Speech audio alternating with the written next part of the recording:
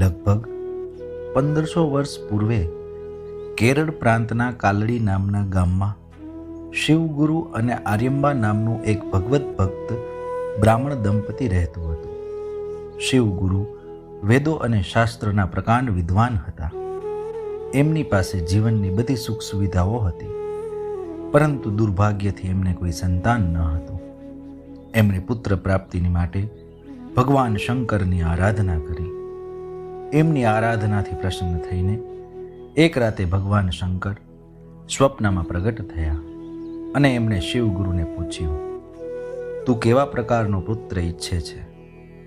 એક વિદ્વાન, ધર્મનિષ્ઠ, સર્વજ્ઞ પુત્ર જે ફક્ત 16 વર્ષો સુધી જીવિત રહેશે, અથવા એક દીર્ઘજીવી સાધારણ પુત્ર? શિવગુરુએ વિચારીને કહ્યું, મારે ધર્મનિષ્ઠ અને વિદ્વાન પુત્ર જ જોઈએ. કદાચ તે અલ્પ આયુ પણ કેમ ન હોય. ભગવાન શંકર એના જવાબથી પ્રસન્ન થયા અને બોલ્યા, હું પોતે જ તારા પુત્રના રૂપમાં જન્મ લઈશ.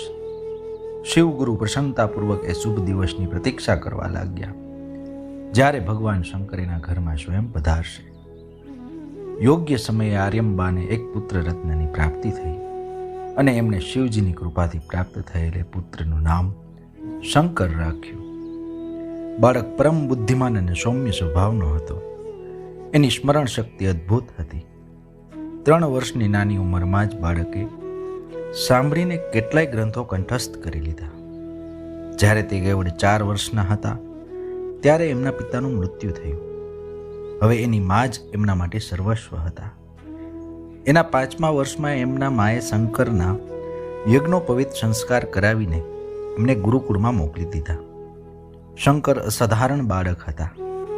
2 વર્ષના ટૂંકા સમયમાં જ તે વેદો અને બીજા શાસ્ત્રોમાં પારંગત બની